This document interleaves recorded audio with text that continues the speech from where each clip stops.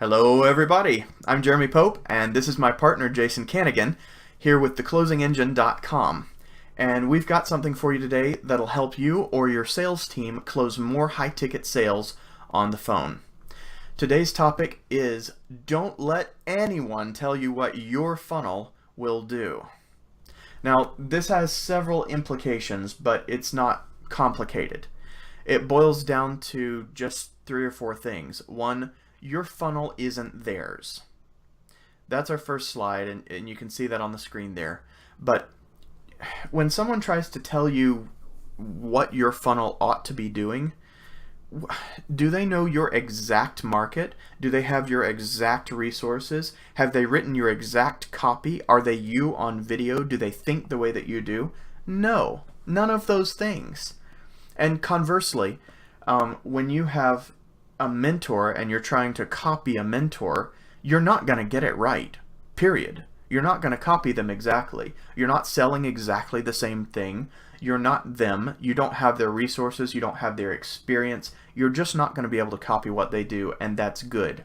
Why is that good, Jason? Well, you do have to figure it out for yourself, right? I mean, yeah. we could get into, my goodness. Oh yeah, I got a jet. Nice. We could get into the idea of, hey, well, I'm a newbie and I just want to throw $30,000 at the problem and hire one of these funnel guys, right? Who sets it up the same every time and that. But even they have to figure it out for you. Yes. They're not plopping in boilerplate copy because that wouldn't make any sense, for example, right? Exactly. And yeah, we talk about Dan Kennedy, who had a little sign behind him at his seminar that had a very whiny tone, right? Like, but Dan, my business is different. Exactly.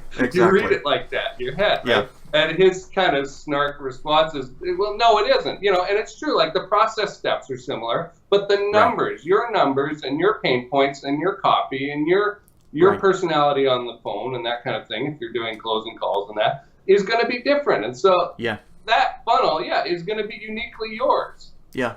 Even franchisees who are literally running exactly the same marketing in a different city, it's going to work differently. Whether you're a Burger King franchisee or a Stanley Steamer franchisee. Even when you try and do everything precisely exactly the same, it's still going to come out different, guaranteed. Don't let anybody tell you otherwise.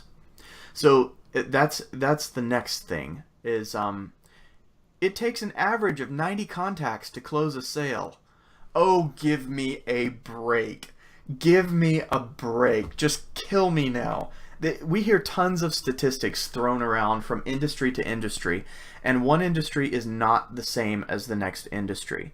This whole sales training industry is not formal, and so you can pull a study and think that well, a lot of people pull studies from one industry and try and put them into another study, or another industry, I mean. And they think that those numbers are going to be valid. Why? Why? None of the circumstances are the same. Your experience from the carpet cleaning industry is not the same as my experience from the vegetable slicer sales industry, is not the same as from the power generation industry, is not the same from the hypnosis industry. It's all totally different things, and they must be treated differently. People ask us, so what's your average close rate? My answer to them is always, it depends on the funnel. It totally depends on the funnel. And we have to dial that in every single time. Yes, there tends to be a sweet spot of around 25 to 60% close rate, but look at how wide that sweet spot is. There's a 40% variance inside that sweet spot. And so that's as close as we can come. It just depends on what makes the most sense for the money when you get that all together. It really depends on your own funnel. So don't let anybody tell you it takes an average of this to do that. You compare yourself to your own numbers and you keep improving based on your own numbers, and you keep making a difference. I mean, your competition is yourself yesterday, not everyone else out in the world. You need to get better than you were, and you'll cross the tipping points you need to cross. Jason? Yeah, well, I think you covered it, Jeremy. I mean, Oh, thank you. anytime you hear that, hey, you need 7 contacts with direct mail or something like that to get a Yeah. conversion. No, no, we don't know what's true. Like Right. guess, educated guess, and test. Right. Those are the 2 methods. Right. And like you said, we'll see those questions all the time. What's Yeah. the average close rate for the buyers of chocolate in country Yeah. clubs or something like that? I don't know. Right. And nobody does. And that could be a warning to you, dear listener, right? Yeah. If somebody answers you with a very specific, it's 41%. They Unless are new. they're like directly in your industry, your field, your niche, running a company just like yours, they're lying to you. Yeah. Nobody can say with that degree of certainty what is going on. It may sound good, it may induce confidence in you to hear that, but they're not telling you the truth. Right. And they're not even intentionally lying to you. They're just new. That's all it is. You know, a novice has one tool, an expert has a toolbox. That's the same kind of thing. An expert has a lot of questions that they need to ask before they can start making really solid guesses. And if those questions are answered by looking at your funnel, okay, fine. But otherwise, they're going to need to ask you those questions. And so we always go through someone's existing funnel to see what's already happening. We make sure we understand that funnel before we try and change anything. I want to hear recordings. I want to hear your sales call recordings. I want to hear what you're doing right now. I want to see your outline. I want to look at your actual course. I want to pay attention to your refund rates. I want to know what's going on in that funnel before I'll even accept you as a client, because I need to know this stuff. I know what I need to know, and there's a lot of it. And getting involved with somebody like us, we have a lot of risk that we take on because we're putting people on someone's funnel. And so we have to mitigate that risk by knowing what's going on. And that's it just gives a lot more leverage when you ask those questions instead of just assuming, oh, 20%. Oh, industry average is 15%. I have seen two high-ticket coaches that have incredibly similar funnels. And these are big names as well. I mean, these are decent names.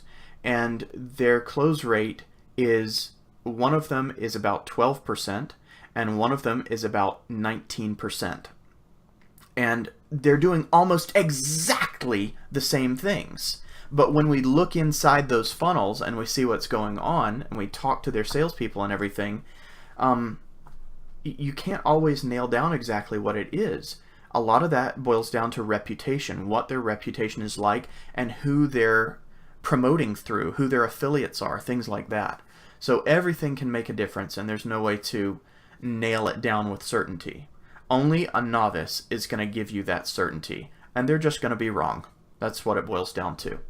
So the last part is stay curious, and you'll become more you faster.